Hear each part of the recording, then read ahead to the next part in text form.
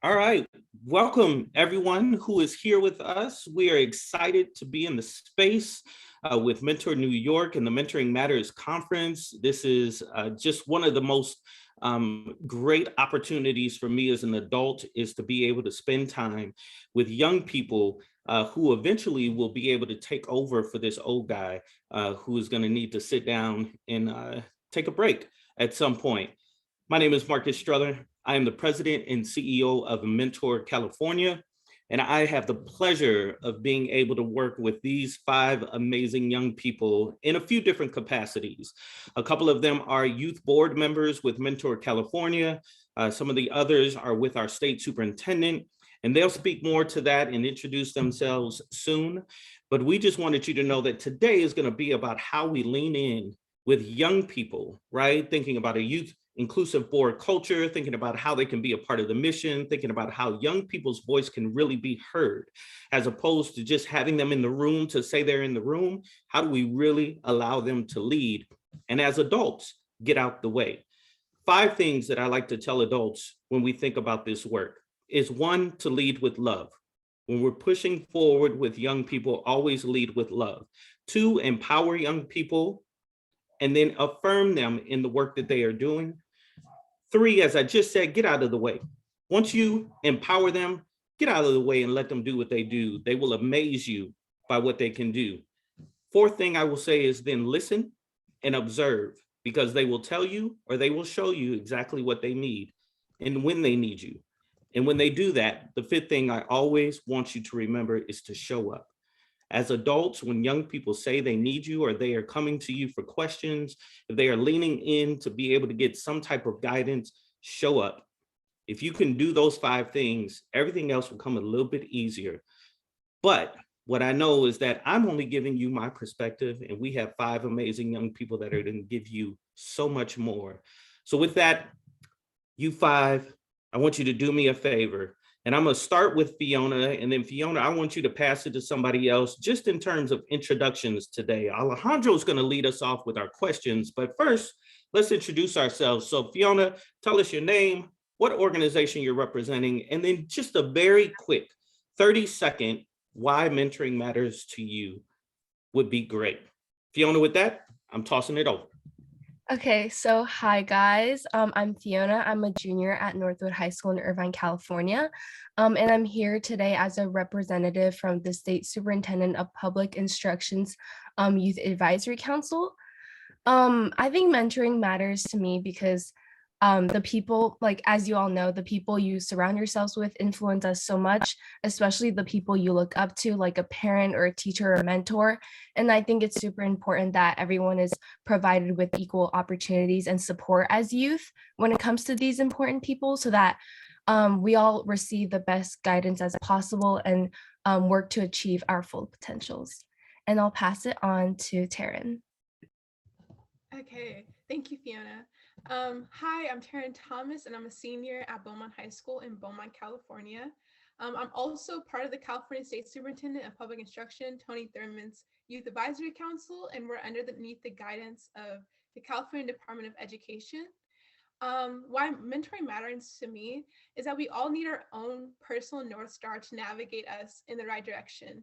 And having a mentor that we look up to can serve as our own North Star. So I would like to pass this on to Katura. Thank you, Taryn. Hello, everyone. My name is Katura Weeks, and I attend the California Military Institute in Paris, California.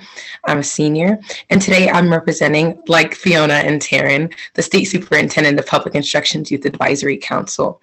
And mentoring, to me, matters most because a bunch of young people, we are the future. We have so much potential and knowledge and ability to change the trajectory of our world. However, we can't do that alone. We have to learn from the people that made mistakes before us. We have to be guided and we have to be nurtured because we don't know everything. So I think mentorship is important because when youth, people who are filled with potential and the ability to grow, they need to grow in a controlled environment with people that have their best interest in mind. So mentorship is really important in facilitating young people's growth. And it's really important that young people also mentor other young people because we have been there in the same way that they've been there. So that's why mentoring matters to me. But with that, I'll pass it to Anaya.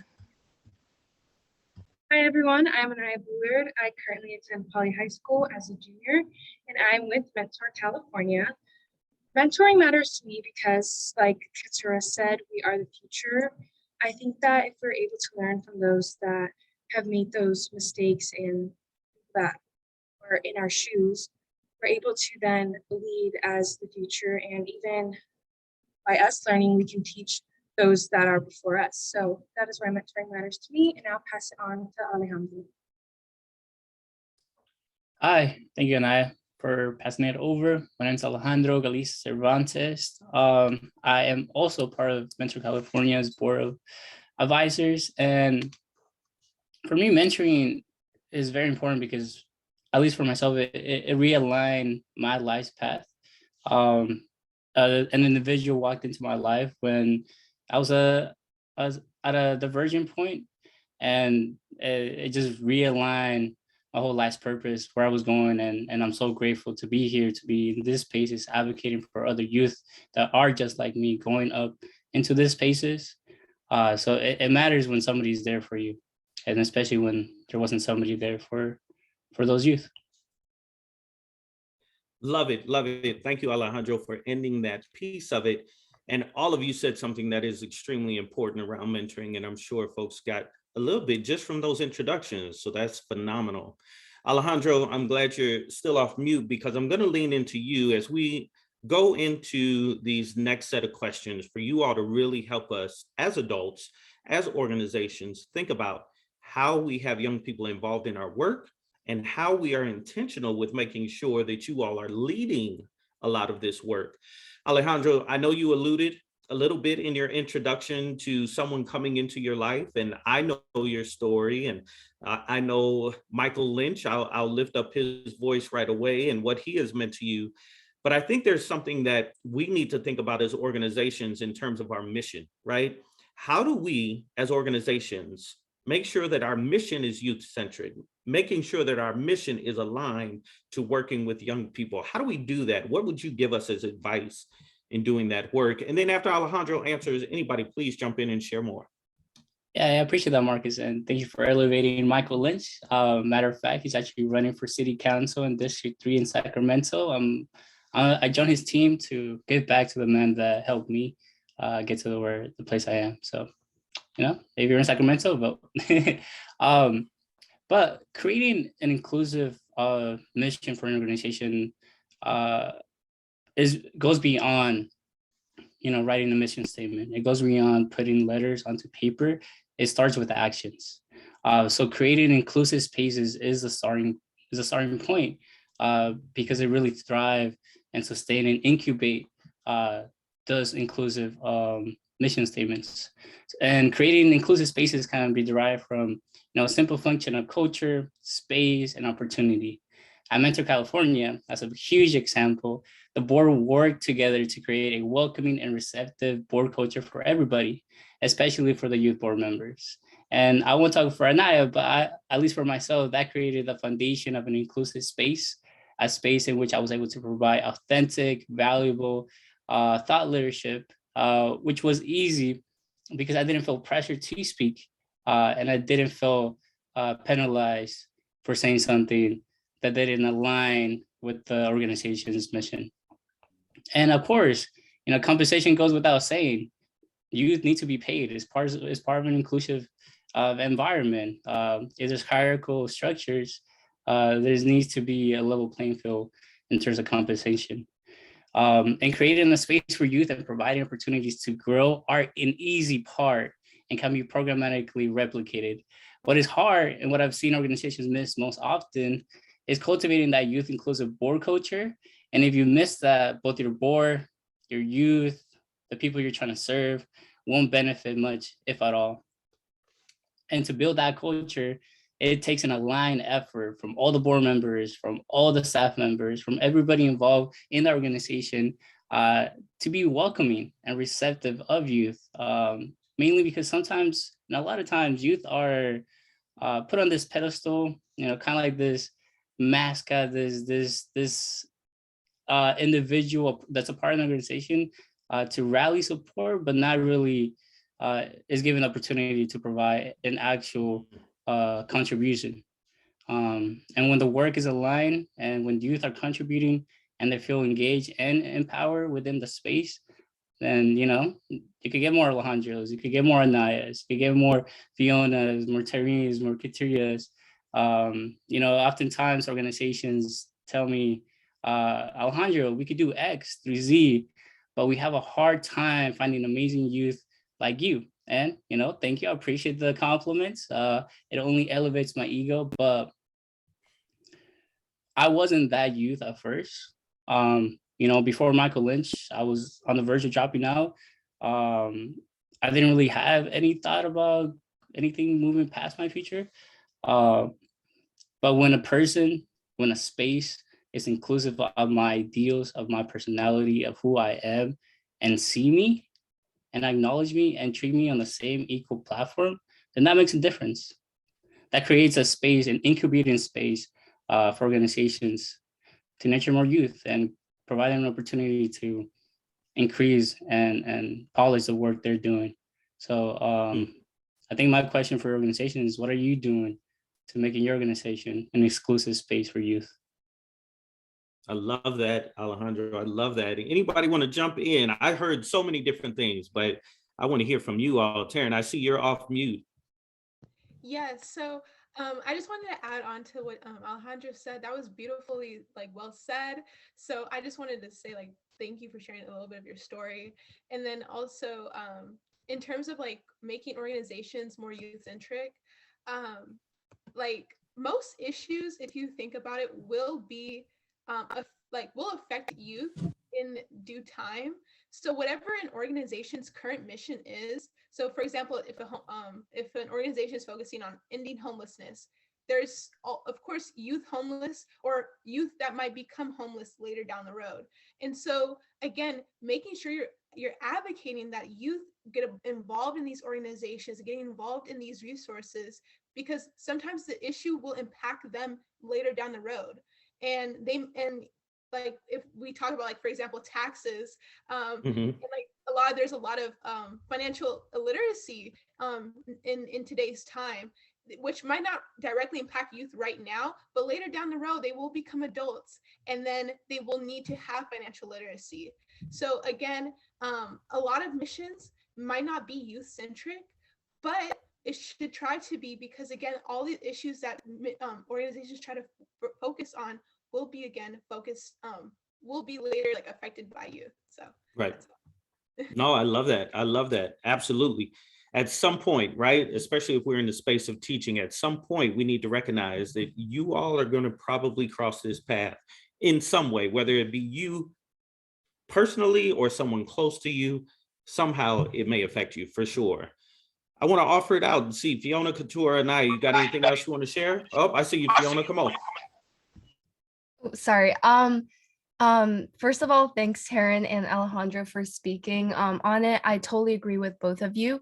Alejandro touched on something that I kind of wanted to talk about, and that's authenticity when including youth. And I think that's really, really important, because I think a lot of times when organizations and adult include youth, or not a lot, but sometimes they tend to, not include us for our authenticity and how real and how raw some of our backgrounds are, some of our values, some of our experiences are. And the whole reason for including youth voices is to listen to what we have to say and listen to a whole nother different unique perspective. And it just kind of defeats the purpose if certain barriers or certain limits or certain structure is set in to limit that kind of voice. And I think that's really, really important when moving into a youth-centric organization. Definitely making sure you're being as approachable as possible, being as okay, well, the floor is yours. You say what you want to say, we're here to listen. I think that's super important. Yeah, no, that's beautiful, because what I heard there was organizations be less performative and be more value driven when it comes to bringing young people into the space. And I heard Alejandro say that all the way around to you, Fiona. So I think that's beautiful. And it leads into our next question, which I think will allow us to have some more discussion in this. So Taryn, I know you just spoke a little bit and highlighted more of what Alejandro said, but in what ways, right? So now we know what we want to see when we're coming into the space with young people, but in what ways have you actually seen organizations make their mission be youth-centric? What are some examples that you can share? And I want everybody to think about that. What are some examples that you've seen where organizations have made their mission and are actually leading in that way? Yes, absolutely. So for one, I like to say that I have a lot of experience with a lot of youth-centered organizations, and I'm really blessed to have the opportunity. And with these organizations, a lot of them, they try to reach out directly with schools in order to get more youth engagement.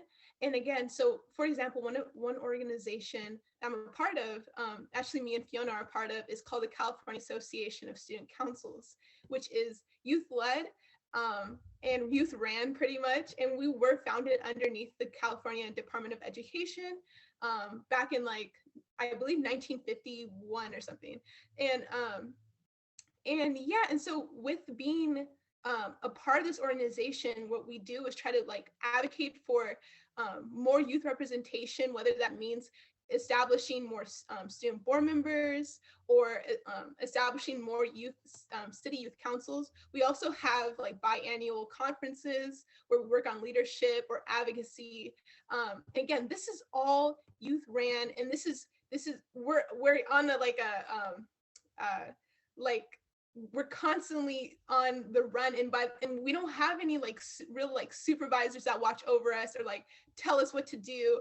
And this is all functioned by youth, and it's very successful. We have gotten six pieces of legislation that was co-sponsored or sponsored by our organization passed into law. And again, youth are becoming much more revolutionary. We're not stagnant. We are competent. We're capable. And that was just one like example. Another example is NAACP, for example. They started as more so like for adults and college students. However, NAACP started like developing youth chapters across America, and all the missions are focusing on youth issues, and also getting more youth representation, and also helping out youth that might succumb to our societal pressures or the system, and get them out to somewhere that they have like a safe place at. So so again, like there's just a growing movement of youth wanting to be involved in different issues, and the environment is a huge issue that a lot of youth are like running, and we're the ones that like started a lot of revolutionary movements. And so again, I've seen so many organizations, and even like we'll say something even more higher scale. So I did biomedical research at a graduate school, and their mission is to try to lower the health disparities in minority communities. And doing this research at such a high scale as a high school senior, or I was about to be a high school senior, was revolutionary to me. I've never done research in my life, and it truly prepares us to take a step forward, because again, most people don't get into research positions until they're like at least their junior year of undergrad. And with more like understanding and more high schoolers getting passionate about these positions, because again, the amount of scientists and doctors, there's been more of a shortage recently, and with COVID going on, we need more scientists and doctors to be on board. And so with having high school programs, it gets more youth involved and excited for these STEM fields that are going to be revolutionary in the future, especially if you think about technology. Apple has internships, Microsoft has internships. And so again, all these organizations realize the importance of youth getting involved and like the next generation. So yeah. Absolutely. No, I love it. I love it. And I can feel all your passion. You got incredibly excited talking about that, which is beautiful.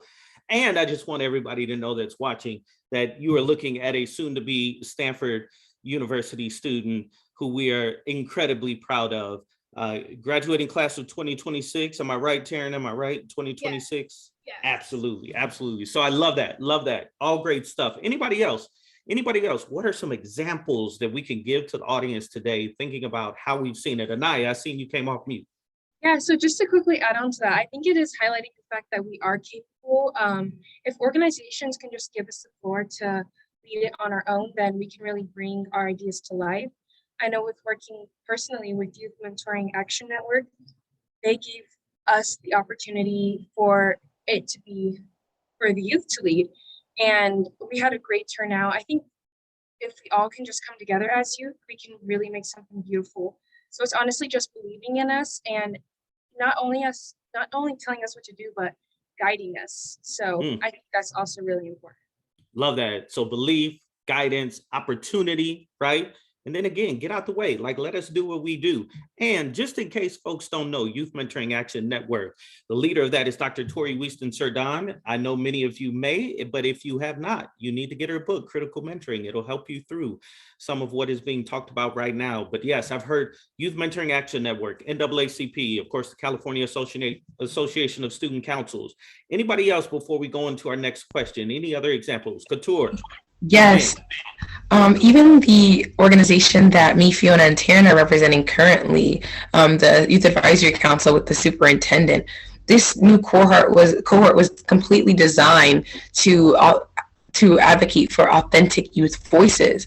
Now, we're all students and we're all young people that are running an organization, and our adults that are supervising are giving us complete free reign and creativity to explore the problems that we notice. And as youth, we're bringing up real problems because, like everyone on this panel has said, our problems are real and we are experiencing the same things that the adults are experiencing. The environmental problems, homelessness, substance abuse, all real problems that adults experience are the same things that young people are experiencing. And we're noticing these issues just younger. And when organizations like the organization that I represent and that everyone else is representing and talking about, these organizations are making sure to put young people's voices at the forefront of their mission statement. So I just wanted to mention how the organizations that everyone has named, each one of them has kids and they're putting it first.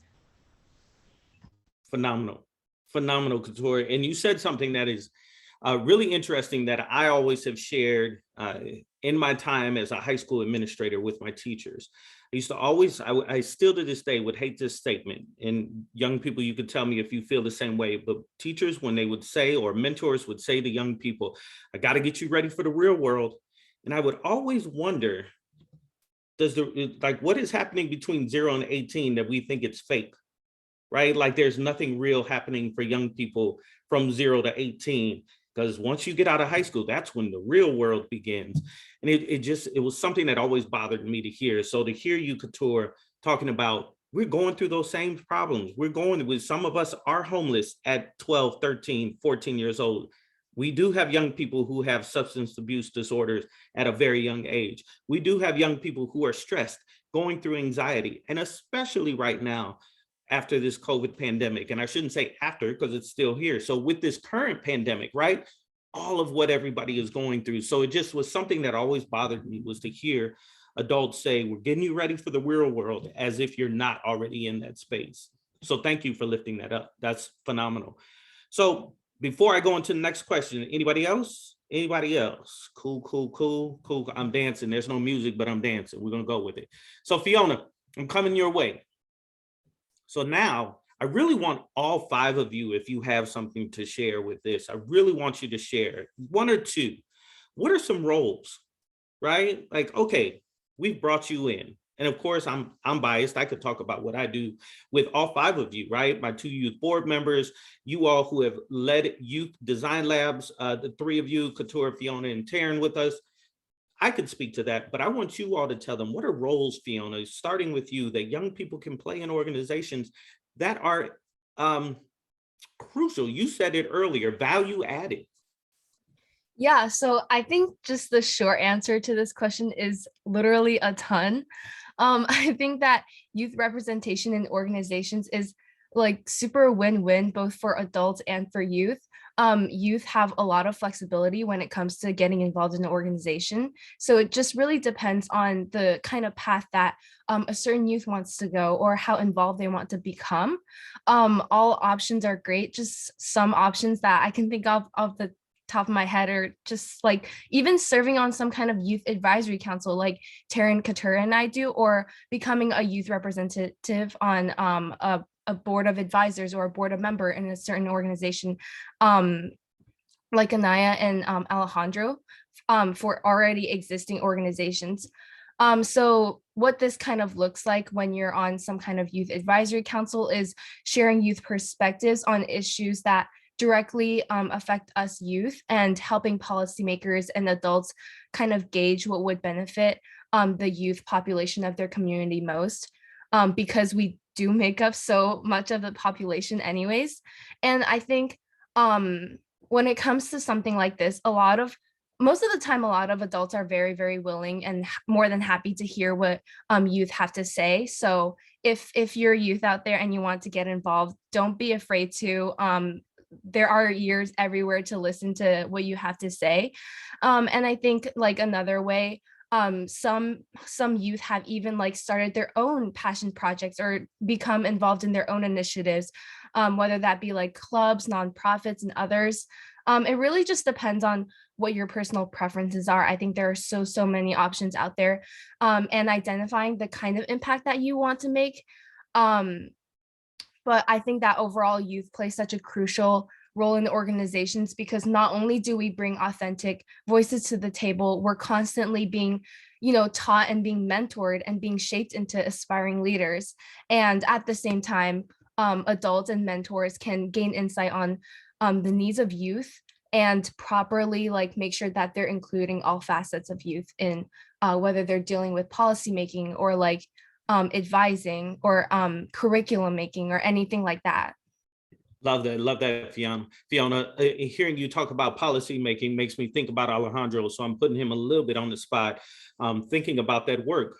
Alejandro, you have experience in that space, so please feel free to share other roles, but I would love for you to talk about just this idea of policy making and how young people can be involved in that. Yeah, so I think the beauty about policymaking is that it's multifaceted. You can engage it at any level, whether it's advocacy, grassroots organizations, campaign building, involving a specific elected official working on their team. So you could really tackle it from a multitude of angles. And what that provides is that there's a lot of entry points, right? There's a lot of entry points for youth to be in to get involved. I personally got involved with, public policy and in high school, where I got to work at a lobbying firm and really, got into the nits and gritty around public policy and, how, money really is a big driver of how many bills actually do get passed. But, in my undergrad, the biggest things for me was returning back to my identity, to my kid community.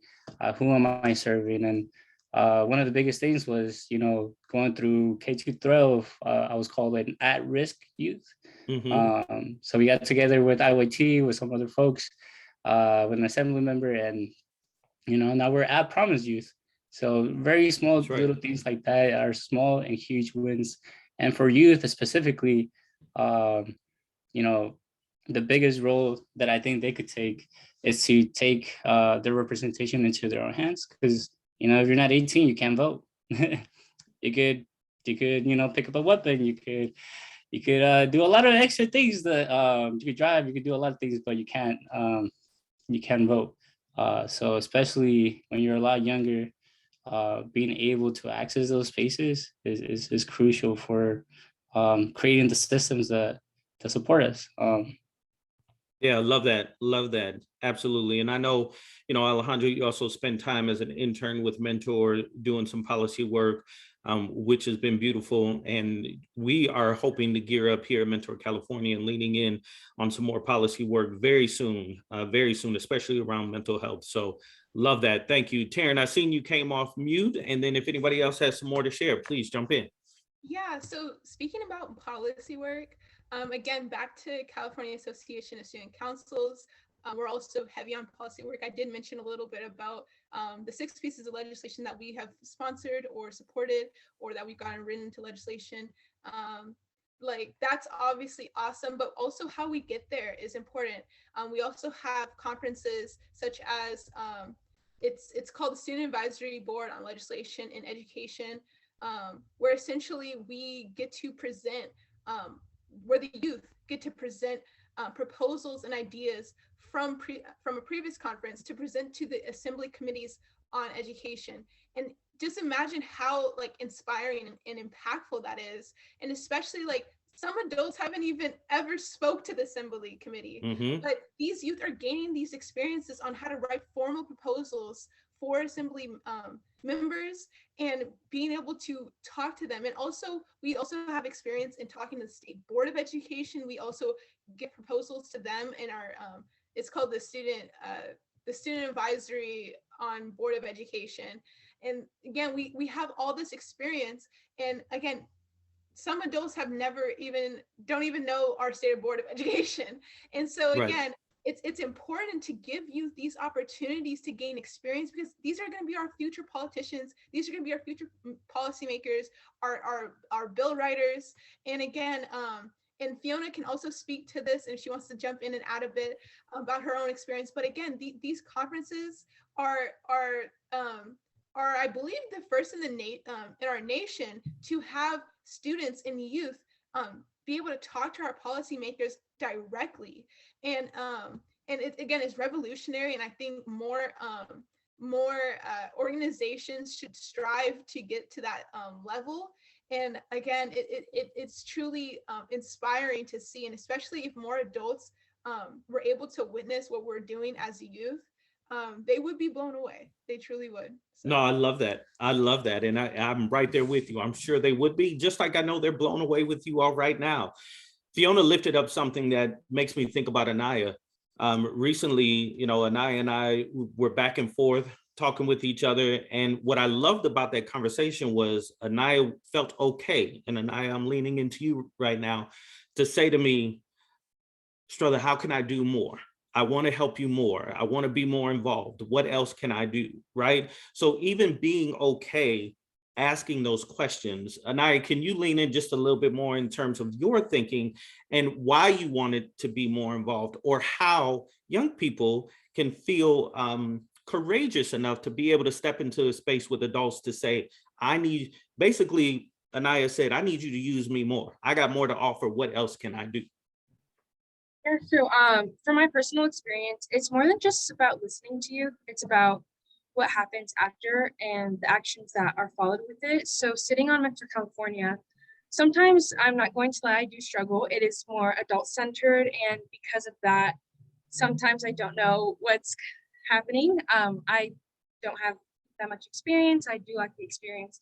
So by me reaching out, it was just my way of asking Mr. Strother, what can I do personally to make a change, rather than just me sitting on the board, attending, and here and there putting in my own words. What can I do personally, whether that's just being more involved in any way, honestly. But I think it's nice to be able to feel the need to reach out and feel comfortable reaching out, and just saying that I do need, even being comfortable asking for help or asking to be put in a position for more leadership. Yeah, absolutely. And the reason why I share that is because what I want folks to know is that Mentor California doesn't have this thing down perfectly, right? We're not getting it all right. We know that there is still room and space for us to grow. And knowing that we have created at least a culture where our youth board members, as Anaya said, felt comfortable enough to say, Strother, what more can I do? Like, it's great coming, but sometimes I'm lost. Sometimes I don't understand X, Y, and Z. Having that dialogue between her and I, we were able to come up with a very quick plan on how we can dive a little bit deeper into this, right? But had she not said anything, I might have thought she was just fine. So I just wanted to be able to lift that up to say to everyone watching today, like, it's not going to be a perfect science, but if you create the right culture, young people will tell you, if you listen and observe, I need more, help me out. Like, I want to do X, Y, and Z, right? Because sometimes, as Anaya said, we do get into our adult-centered spaces. And had she not called that out and let us know, then we can't move differently. So Anaya, you know I love you, and I love that you brought that to us. And it's important for everyone to create those type of cultures, because our young people want to be involved, but they also, as it's been stated, need guidance on how to do that. Fiona, I seen you came off mute. I'm gonna give you just a quick minute, and then we're gonna jump to the next question. Okay, great. No, I definitely agree. Just speaking from personal experience, and I'm sure a lot of youth feel this way, it's very, very, very daunting to be in an environment with just all adults, you know, hearing very professional jargon, not knowing quite where you fit in, like being kind of scared, like, what will they think of me? And I think like youth, ourselves too, we have to recognize this is a learning process, and as well as adults, you have to recognize this is a learning process.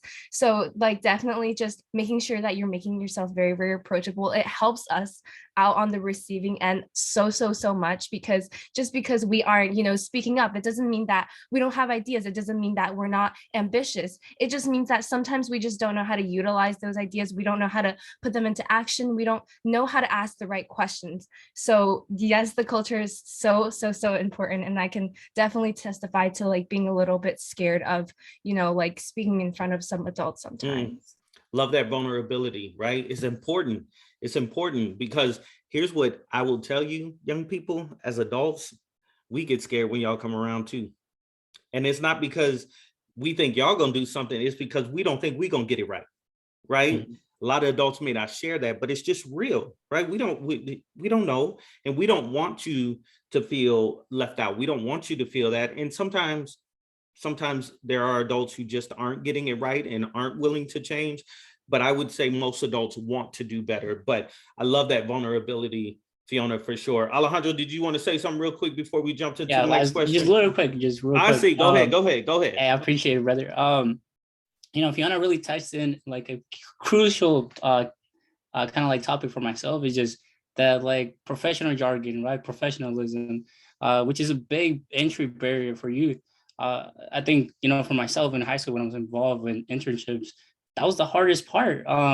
You know, I came from, you know, hanging out with my friends and kicking it at the light row, and then going over, you know, with a white t-shirt and some dress pants, and that wasn't great for my first day. It wasn't, and you know, it didn't go well after that.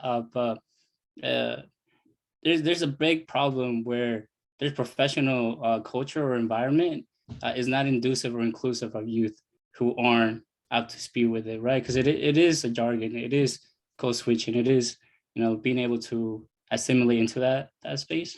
But I think, you know, the way the youth speak, the way they are, their personality, the ideas they have, they're equally as important and as great. They just sound a little differently. Absolutely. Oh, I think we could probably finish talking about this with so much more to say, but I'm gonna move on. Anybody that's watching today, just, you know, call us. We'll all jump on a call and we'll talk more about it. So Couture, I'm gonna lean into you, and all 5 of you, again, I'm gonna lift this up, have done this work with Mentor California, right? So, and you've done this work with your Student Council Association and CALIAC and in IYT. Talk to us, Couture, like, what are ways that young people could be a part of trainings? How could they be a part of organizing events? How can they actually be a part of, to Taryn's earlier point, leading conferences? What does that look like? How have you seen that work? Right. Thank you so much. And I love how buildable these questions are, because everything that we've talked about prior are going to come into this next question. And something that I saw coming up in a lot of the conversations that we've been having is that all of these organizations are providing an opportunity to young people. That is all that it is. Including young people is just an opportunity to them. And some of these young people don't even know that they have the opportunity open to them. And that approachable and being open, just like how so many people said. But it really doesn't take much to include young people. Young people might talk differently, we might act differently, but we are brilliant in our own way, and we are very much capable of interacting with other people, especially with other young people. So I personally feel like facilitating training sessions is my strong suit. It's something that I've done in many organizations, and including Mentor California. And it's really easy for young people, I guess, to make conversations because we're very conversational through social media, through our extracurricular activities. I think with time, as time has progressed and social aspects have become increasingly important to young people, we've gotten better at it. And I think organizations that are youth-centered or that want to become youth-centered can capitalize off of that fact. Young people are great at sparking conversations, at speaking our mind, at stating our opinions, and at creating a conversation about important topics. And I think that in terms of having training sessions and organizing events, young people can be great at that. Also with organizations like the California Association of Student Council that Fiona and Taryn are a part of, they have overwhelming responsibility. Like, they are young people that essentially have adult jobs. They're organizing events, they are scheduling things in the same way that I am doing in some of my separate organizations. And that only speaks to the young people that know of these opportunities. I was lucky enough to find out about the California Cadet Corps, where I could be a student leader without having anyone breathing down my neck. In the same way that Fiona and Taryn were lucky enough to find out about the California Association of Student Councils. But I think what I'm trying to say is that all young people just need to know about the opportunity and just have it explained to them. This is what you do. Now do what you're good at, what you're capable of doing. We don't need to be underestimated and told that, maybe this space isn't for young people. Give them the tools, give them the directions, and young people can really do whatever you want them to, whether that be leading training sessions, whether that be scheduling conferences, whether that be running meetings, handling events, having any adult responsibility. I think that adults fail to realize that just because most adults are doing it doesn't mean that only adults can do it. And that's basically what I want to close with. There's not so much to say. Just give us the opportunity and we'll show you. Yeah, you just ended with a great tweetable moment there, right? Right. Just because adults are doing it doesn't mean that only adults can do it. I love that. I love that. Any other thoughts? Any other thoughts on how can young people be a part of training sessions? How can they lead conferences? Taryn, you shared a lot. Anaya, I know you've been a part of a lot, especially with Youth Mentoring Action Network as well. Any other thoughts on that before we go to our last and final question? And I'm all good if it's a no, because we can keep it moving. We're going to keep it moving. I could touch up on it a little bit. All right, touch on that a little bit, Alejandro. Then we'll go to the next question. Sorry, I'm getting long-winded, but yeah, with IYT, it's a nonprofit college preparatory program to get boys and men of color to and through college. You see how I learned that? Because it made a huge impact on me. But when I joined, when I was a freshman in high school, it was only a program at one site with like about 15 students. By the time I left, they're all over Sacramento, expanding to Stockton, getting programs at universities. And that really is evidence that there's a need to diversify how we're providing or connecting you to those opportunities, right? Because through IYT, I got an internship. Through IYT, I got college preparatory courses. Through IYT, I got into college. Through IYT, I met my mentor. But if there was no IYT, how would I myself be able to connect to resources that not even my own family have, right? Not even my own circle, my community, my high school, disadvantaged communities that aren't well connected or well resourced. So how could we think about opportunities as a resource and continue to reallocate them and diversify who has access to them? Love that. Love that 100%. What I hear both of you saying is awareness, right? How do we bring awareness to these opportunities for young people? And then encouraging, I think, is also like, how do we encourage you all to get involved? And then from there, building the culture that allows you to step into the space in a way that feels comfortable. It really allows you to move in the way that's best for you. So all five of you are going to answer this last question, but I'm going to start with you, Anaya. And I'm going to shift the question just a little bit because we got about 5 minutes left. But I want all five of you to answer this question. Anaya, starting with you, what would be the one thing you would tell our viewers today, everybody that is watching or may watch this later? What's the one thing you would tell them about why it is important to involve youth in your organization? That one thing is just to understand that we are the future. What is happening now affects us as a generation. It's also more about listening. It's about the actions that follow. And I think it's important to highlight too that many of these organizations are catering to the youth. So by taking a shortcut, you can just ask us. We are more than happy to help. And that way it's just easier for the both of us. But that's the one thing I would have to share. I love that. And just to make sure everybody heard what you said one more time, you're doing work for youth. So instead of being the adults trying to come up with what to do for us, just ask us. We'll tell you. Love that, Anaya. Love that. Taryn, I'm gonna come to you. What's the one thing that you would tell organizations about why it's important to have young people involved? Yeah, so I would just say that like young people are competent citizens, just capable of making decisions and deserving a voice in the decisions that affect their lives and their communities.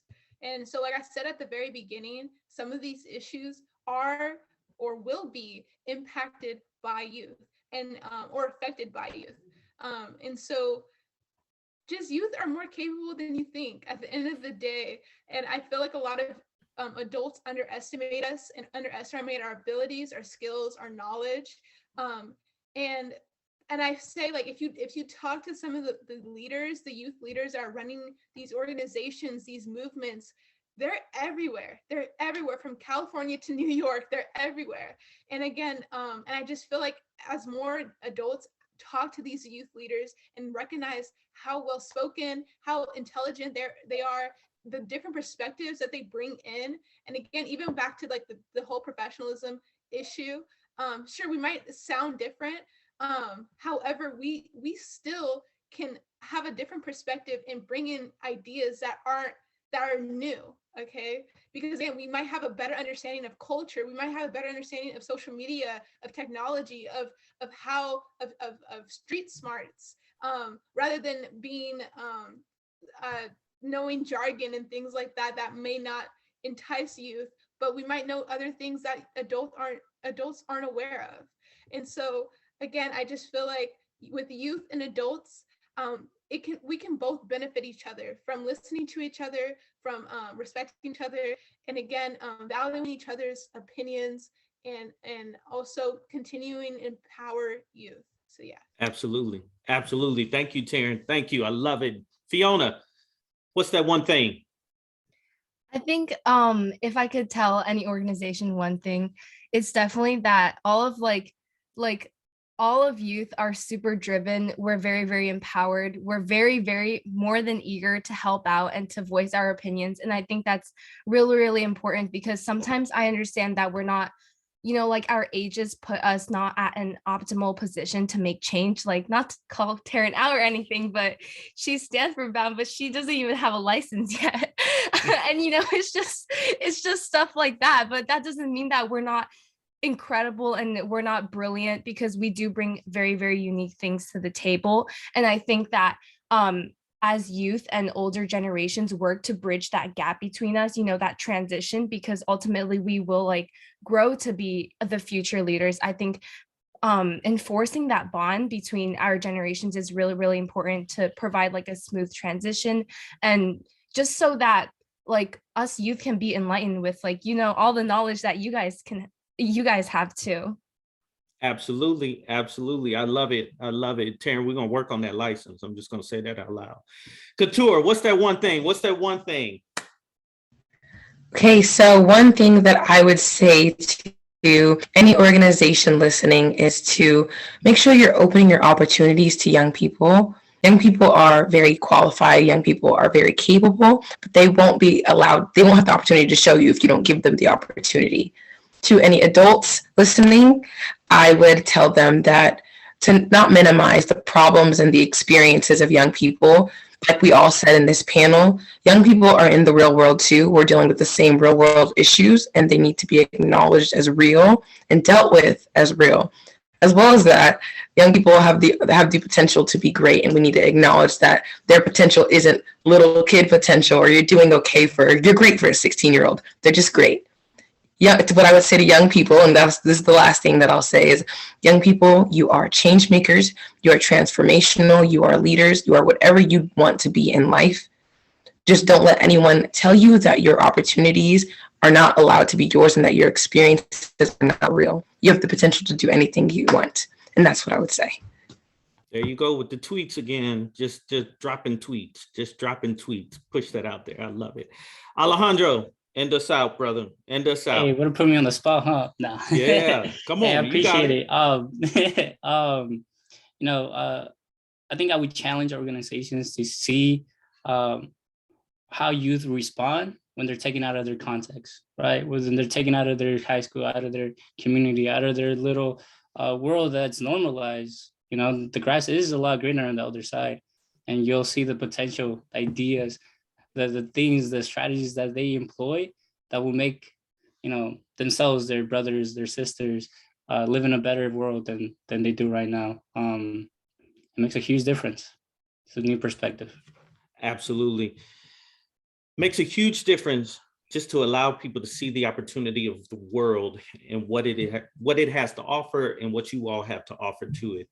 The five of you are phenomenal. I appreciate you all joining me today to be able to share this perspective with all of the wonderful folks watching and that are attending the Mentor New York conference today. You're phenomenal in all that you do, but I know there's still so much more that you're going to do, and I can't wait to see that. And I am excited that I get to be an adult who you all allowed to be a part of your life. So thank you for that. Let me say that out loud. Thank you for letting me be a part of your life. You're phenomenal at what you do. You've brought so much today. We heard about opportunity. We heard about awareness. We heard about give us the opportunity to show you that we too can be the adults in that space and lead just like you all are. I've also heard that it's okay for us to not know what to do and to be nervous, just bring you in the space anyway, right? So being vulnerable, opening up, and as I said, the last thing in my little 5 points at the beginning, the last piece, adults, if I could say anything to you listening today, show up for young people. Show up for young people. Please don't offer it out if you don't mean it, but if you do, then show up. And these young folks will show you how phenomenal they can be. We appreciate you. Thank you so much. Mentor California is blessed to be a part of you all's life. And I know that you have just blessed a lot of folks watching today. Again, have a great one. Talk to you all soon.